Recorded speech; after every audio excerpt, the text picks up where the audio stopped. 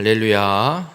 오늘 고린도전서 13장 8절에서 10절까지 말씀을 함께 봤습니다. 오늘 바울은 은사를 행할 때 사랑이 없이 행하면 그것이 아무것도 유익이 없는 것임을 선언하고, 그래서 사랑으로 행해야 하는데, 그럼 사랑으로 행하는 것이 어떤 것인지 사랑의 속성에 대해서 바울이 설명을 했습니다. 그리고 나서 오늘 본문에서는 사랑으로 행해야 되는 그 이유, 이런 사랑으로 온전히 은사를 행해야 되는 이유에 대해서 설명하고 있습니다. 오늘 말씀을 통해서 은사는 패하여지고 사랑은 떨어지지 않음을 기억하시고 끝까지 사랑으로 행하는 우리 모든 성도님들이 되시길 주님의 이름으로 축원합니다. 오늘 본문 8절은 이렇게 시작을 합니다. 사랑은 언제까지나 떨어지지 아니하되 라고 말씀합니다. 이 떨어지다라는 말은 실패하다, 파멸당하다라는 뜻으로 오늘 본문의 말씀은 사랑은 언제까지나 파멸당하지 않는다, 실패하지 않는다, 시간이 아무리 지나도 사랑은 사라지지 않는다라는 걸 선언하고 있습니다. 우리 모든 성도님들, 오늘 본문에 기록되고 있는 사랑은 하나님의 사랑을 말씀하고 있습니다. 하나님의 사랑은 시간이 지나도 영원토록 사라지지 않는 사랑임을 믿으시길 주님의 이름으로 간절히 부탁을 드립니다. 만약 우리가 삶을 살아가는 가운데 이 상황과 환경에 따라서 사랑이라는 것이 변한다면 그건 오늘 본문에 말씀하고 있는 하나님의 사랑이 아닐 겁니다. 그래서 사랑이라고 정의 내릴 수도 없을 겁니다. 만약 변한다면 그것은 사랑이 아니고 변하지 않는 것만이 하나님의 사랑입니다.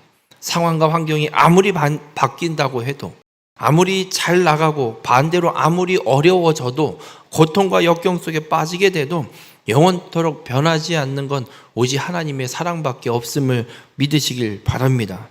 우리 모든 성도님들, 영원하신 하나님만이 그렇게 변함없는 사랑을 지속하고 있고 우리를 인도하고 있고 그 사랑이 우리에게 베풀어지고 있음을 믿으시길 바랍니다.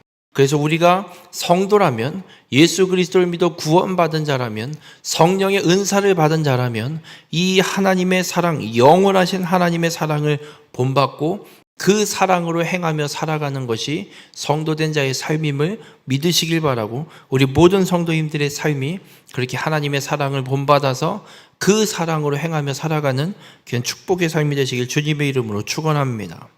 그렇게 사랑은 영원한데 오늘 본문 8절 후반절에 예언도 패하고 방언도 그치고 지식도 패하리라 라고 말씀합니다. 모든 은사들이 패하여질 것, 사라지게 될 것을 말씀하고 있습니다. 9절엔 또 이런 말씀을 합니다. 우리는 부분적으로 알고 부분적으로 예언하니 라고 말씀합니다. 여러분, 우리가 아무리 예언의 은사를 받고 지식의 은사를 받아서 안다고 해도 정말 극히 한 부분만 아는 것이지 인간은 하나님의 나라 전부를 다 알 수 없습니다. 그래서 우리가 은사를 행한다고 하지만 그 모든 은사들은 그냥 극히 일부, 어느 한 부분, 하나님이 주신 성령의 은사로 주신 그 부분만 어느 정도 그냥 일부분만 아는 것이지 전체를 다 알 수 있는 것이 아닙니다. 그렇게 부분적으로 알고 부분적으로 행하고 있는 성령의 은사, 우리가 행하고 있는 이 성령의 은사가 패하여질 것을 분명하게 선언합니다. 근데 언제 패하여지느냐? 10절에 보면 온전한 것이 올 때에는 부분적으로 하던 것이 패하리라 라고 말씀합니다. 온전한 것이 올 때가 어느 때냐? 예수 그리스도께서 이 땅에 재림하시는 때를 말씀하고 있습니다. 예수 그리스도께서 이 땅에 다시 재림하시게 되면 하나님의 마지막 심판 때 세상의 종말이, 완전한 종말이 오게 되고 그와 동시에 모든 심판과 함께 하나님의 나라가 이 땅에 임하게 됨을 성경은 우리에게 분명하게 말씀하고 있습니다. 그러면 예수 그리스도께서 이 땅에 다시 오셔서 하나님의 나라가 임하게 되면 모든 은사는 패하여질 것이다 라고 선언하고 있는 겁니다. 왜 은사가 패하여지냐면 사도행전 1장 8절에 보면 예수님이 제자들에게 분명하게 말씀합니다. 오직 성령이 너희에게 임하시면 너희가 권능을 받고 예루살렘과 온 유대와 사마리아와 땅끝까지 이르러 내 증인이 되리라. 복음의 증인된 삶을 살아가라고 명령하시면서 무엇을 약속하시냐면 성령을 보내실 걸 약속합니다. 그래서 성령이 임하면 성령의 권능을 받게 되는데, 이는 성령의 은사를 받게 될 것을 말씀하고 있는 겁니다. 성령의 은사를 왜 주셨냐면 복음의 증인된 삶을 살아가라고. 복음의 증인된 삶을 살아가는 이유는 하나입니다. 복음을 땅끝까지 증거해서 하나님의 나라가 이 땅에 오는 일을 감당하라고.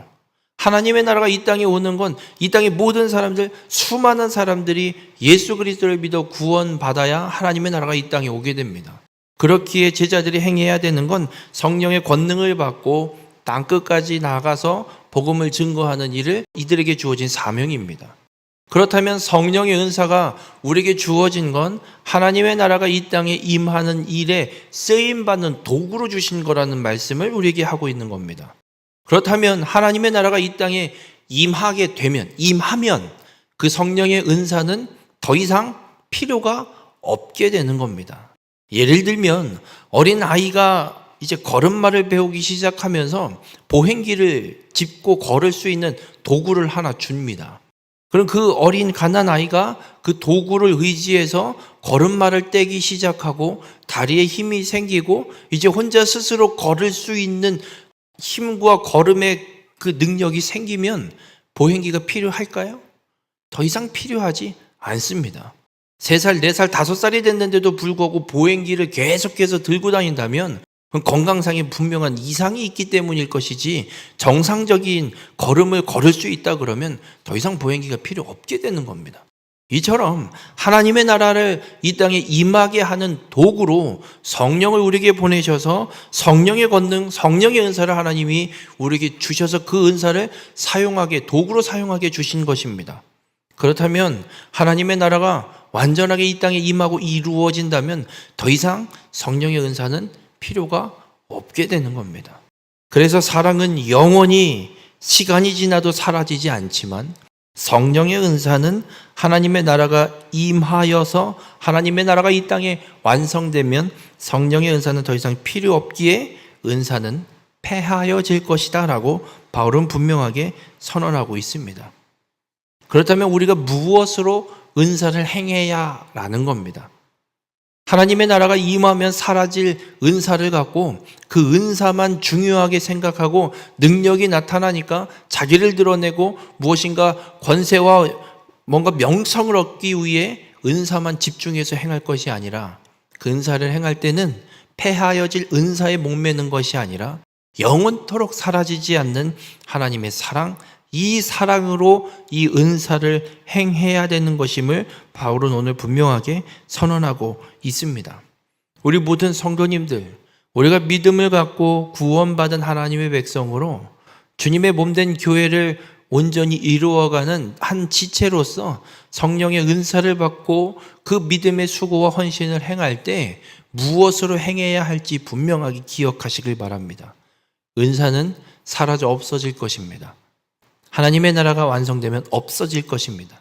없어질 것에 목매는 자가 아니라 영원히 사라지지 않는 하나님의 사랑으로 무엇을 행하여도 사랑으로 행하여서 하나님의 거룩한 뜻을 온전히 이루어가는 믿음의 성도님들이 되시길 주님의 이름으로 간절히 부탁을 드립니다. 나를 드러내고 내 욕심대로 행하는 것이 아니라 하나님의 뜻대로 주님 다시 오셔서 이루어내실 그 하나님의 나라를 기억하시고 소망하시고 은사를 행하든 무엇을 행하든 주님의 이 사랑으로 행하여서 하나님의 나라를 이 땅 가운데 임하게 하는 일에 온전히 쓰임받는 우리 모든 성도님들이 되시길 주님의 이름으로 축원합니다.